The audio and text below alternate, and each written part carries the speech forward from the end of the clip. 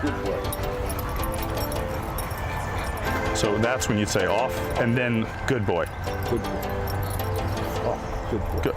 But only if he looks. So don't press the button unless he looks over there. So you see his head? He's good, he's good, he's good, he's good, he's good. Off. Off. Good. Now make sure you tell him good. All right, so you can go back into the shade. Great job. Great job. So the one thing that I noticed, and hopefully you guys noticed also, is that this dog has glasses on, and it's next level adorable. We get it, Bo. You're super cool. The sun's a lot. The sunlight hurts my eyes. You have to tell your dog it's doing a good job. I'm one of the most animated people that you're going to meet. Granted, I have a theater background in comedy, so it's in my blood to be a little entertaining. Dogs love me. Dogs have to love you. If you're not exciting to be around, your dog will find something else to be excited about. Ducks, squirrels, other dogs, other owners. Imagine a child with its mom and dad going, you know what? I'm not really into you two as parents. I'm gonna go hang out with Tommy's parents because he makes dinner every night and we always play baseball together in the backyard. I love his dad. I know so many people. I was one of those kids. I remember driving my parents nuts by talking about my best friend's parents and all the cool things that I got to do at their house. Guess what? That annoyed my parents because they realized we have to be more interesting because my son's losing interest in us. He's finding something else, right? So we want to make sure the dog understands, like, you guys are the most exciting people. If your dog comes to you like that, that means your dog loves you, or it is separation anxiety. So it's really only coming to you out of its own insecurity. A lot of times we think that the dog's excited to see us, but it's just in a state of panic. You were gone for 5 hours, it was having a panic attack, so pull him back. It's all right. Off. Good. Yep. Off. Off. It's all right. So what you're gonna wanna do is when that happens, you're gonna have to plant your feet.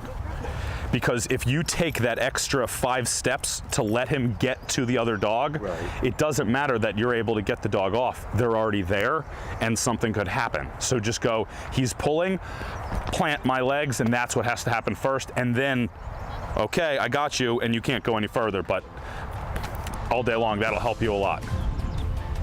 I'd like all of you to take another 5 steps back from your dog, and I'd like you guys to take 5 steps back from your dog. They should still be in a sit. If they're not, that's okay. If your dog is in a down, in just a second, I want to see if you can get it to sit without it coming to you. If your dog is in a sit, I want to see if you can get it to down without it coming to you.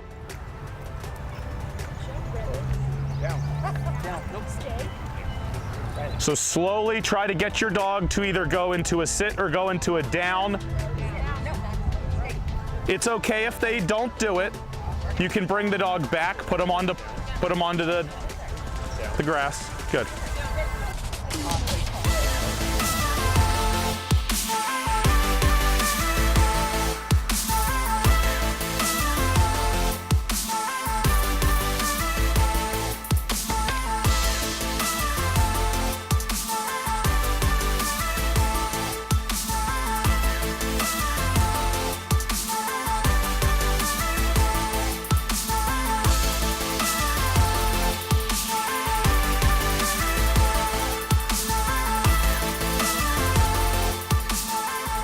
And we're gonna spend some time right now doing off-leash sits and downs.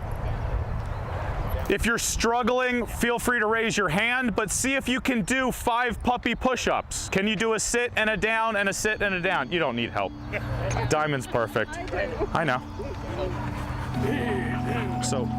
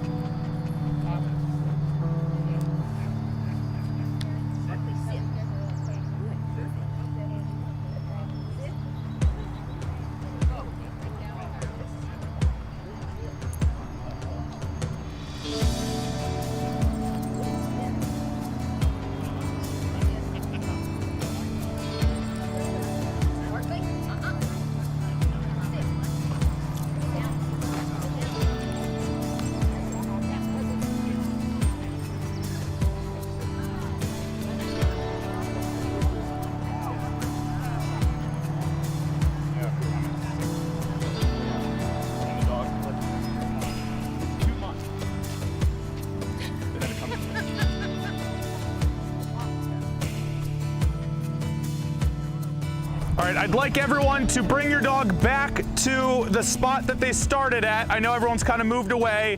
Put your dog in a down. Actually, put your dog in a sit. Keep your dog in a sit. Get back into your position.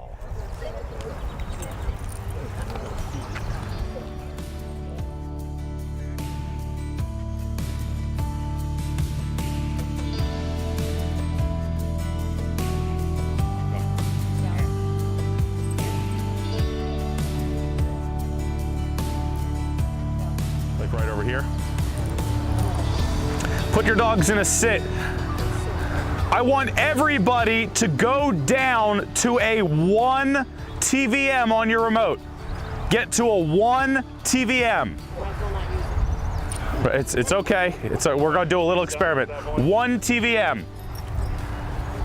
The most common things that I notice are we don't use enough excitement, enough clarity when the dog does something good, and the most common problem is when I grab somebody's e-collar, they're cranked up in TCMville, and your dog is not acting the way it should. If I was going, put your dogs in a sit, to put them in a down, to put them in a sit, to put them in a down, you'd complain to the office about me. You have to communicate effectively. Applying too much pressure, it's not always needed. So I want everyone, is everyone at a 1 TVM? Yes. Is everybody's dog gonna sit? Yes. I don't want anybody to say a word. I want you to press the button 3 times at a 1. Then I want you to go up to a 2. And I want you to look at your dog and notice when they default into a down or make a slight movement reacting to the e-collar. I just took it from somebody who was in TCM, and the dog's now at a 6 TVM. So if it had to be at a 12 TCM and I just cut it down to a TVM 6, that's a lot of a difference. So a lot of the times we're giving too much pressure on the dog by expecting it to do these things, and we're not giving it the clarity or the excitement or the confidence it needs to understand what we're asking. So press the button, button, button, button, go up to a 2, button, button, button, and slow. What number are you at, sir? You're at a 1 TVM? Thank you for making my job easy. TCM. 1 TCM, so you need to go to a 1 TVM. I was about to say, that's too perfect. Oh, okay. That's the point. But you see at a 1 TCM, the dog dropped it like it was hot. Plain and simple.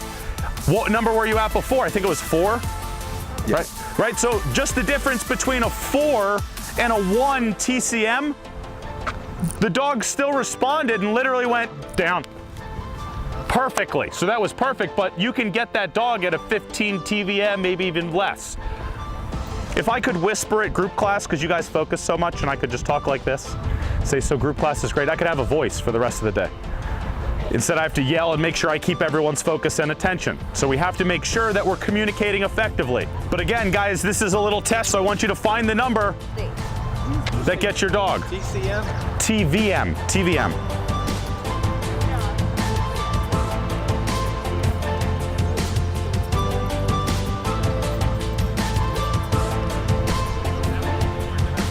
The whole point of this is I want you to see how low you can actually work the dog and then how you're gonna raise it up from there. And bring him back. I know, the leash scared you. You're wrapped up horribly. Oh, you're gonna have to untangle Red Lid. He's a hot mess. But don't let him get to the other dogs. If you need, you can back up a little bit. So if you guys wanna hang tight for a sec, I still want you guys to find that number. This dog is definitely scared of group class a little bit, as you guys could see. So I want to help this dog get through this conga line here. The first thing that we went over today at group class is usually the first 5 minutes. Just give the dog the opportunity to kind of see what's going on. She is looking, and it's, so how about this? Your dog's reacting to this dog's weird energy. It's going, I trust all these dogs. This dog is shaking, nervous. What is this dog worried about? I either should attack her to stop that craziness, or I should focus because I'm unsure of what's going on. That confusion leads to fight or flight, and that's how fast it'll happen. I'm training a 2-pound dog right now. It doesn't get out of the house ever, and it's only afraid of the TV. and they have like an 80-inch flat screen in a theater room. So the dog's playpen is in front of the TV. They watch Game of Thrones and Avengers, and this 2-pound dog is watching this going, is that a portal into another world? But I don't get out much, so that is the other real world. That's the outside world. I'm very scared of it, and it gets scared. I said the adventure has to be outside. If you take your dog outside, you're probably gonna notice it's less scared of the TV because it goes on adventures every day. So it's just the dog kind of needs to have that moment of, okay, nobody's gonna hurt me. I'm not yanking or pulling. It's just kind of giving a little bit of leash tension. And I'm gonna find the number that gets the dog to focus on me a little bit. This is great because it helps dogs through panic attacks. I'm able to get the dog to focus on me, and okay, it went to a down, so it's offering up the, I'm panicked, but okay, I'll just lay down. Maybe that's a safe decision. Break, come, come on, come, good, good, good, good, good, come on, come on. I'm raising my energy. Come on, come, come, come, come, come, come, come, come, come, good, good, good, good, good, good. Good. Good. Hey. Come here. Come on. Come on, little ghost face.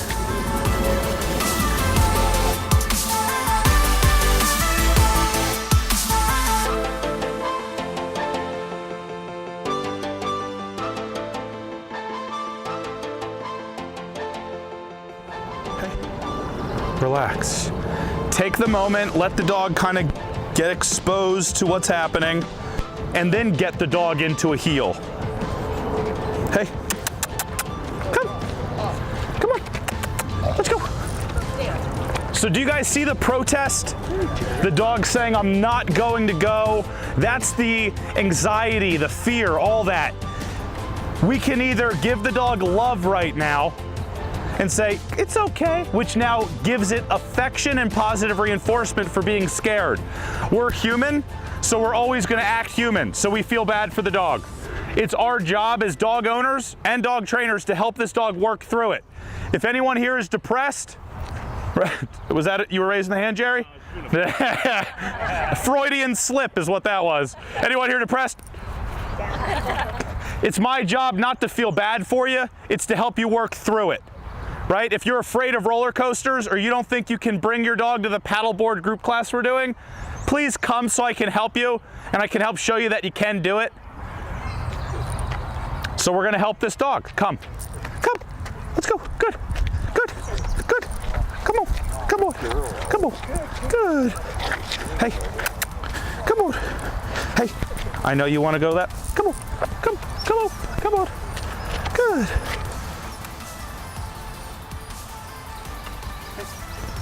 You see how it's still running ahead. There's tension. The dog's going, I need to get out of here. So I can get the dog excited, but it also is going, I'm still in fight or flight. I'm still trapped. Which is why the home environment is so important to have consistency. Come, come. That was interesting. Come on. Thank you. So with this, it's about limiting the affection, limiting the amount of freedom, using the place, and just helping the dog understand that the world's not scary. You have a great dog.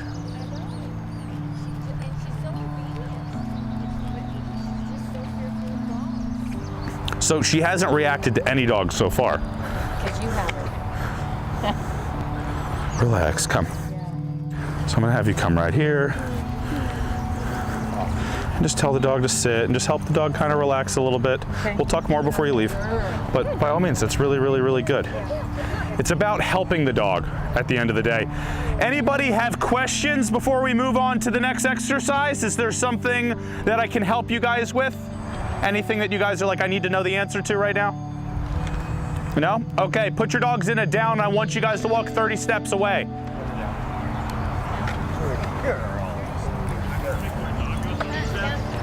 If you want to send your dog somewhere, that's fine.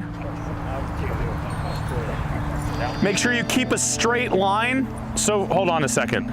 So that's A, not 30 steps. Second, you're gonna want to go that way. So that way when the dog comes, he runs to you. Okay. So make sure you have a straight line from where your dog is to you and there's nothing in between.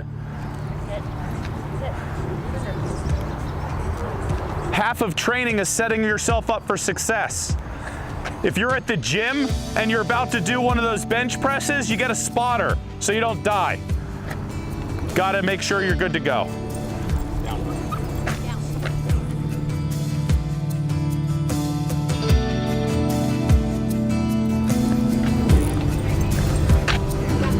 See if you guys can go back a little bit more. See if you can go back a little bit more.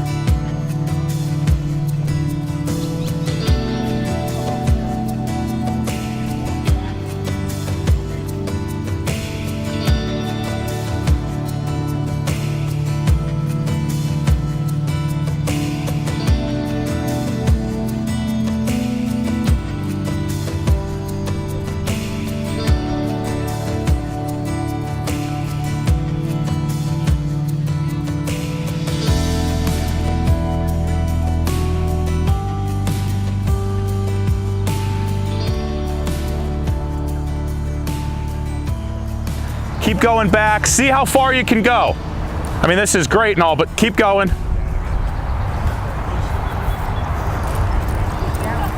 So everybody stop moving.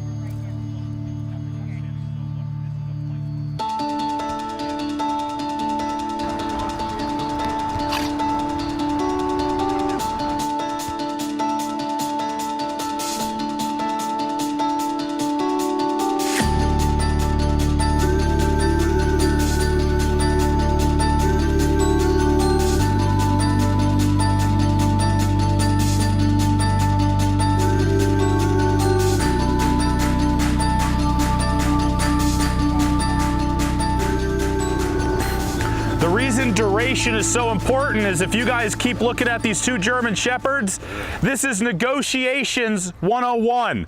They just finished reading Donald Trump's The Art of the Negotiation, and they have slowly inched their way, and eventually they've got the deal. But that's called negotiations with your dog. Be mindful of how, just because they're on place, they're gonna go, I did it, and then you're gonna see that they're gonna negotiate a little bit.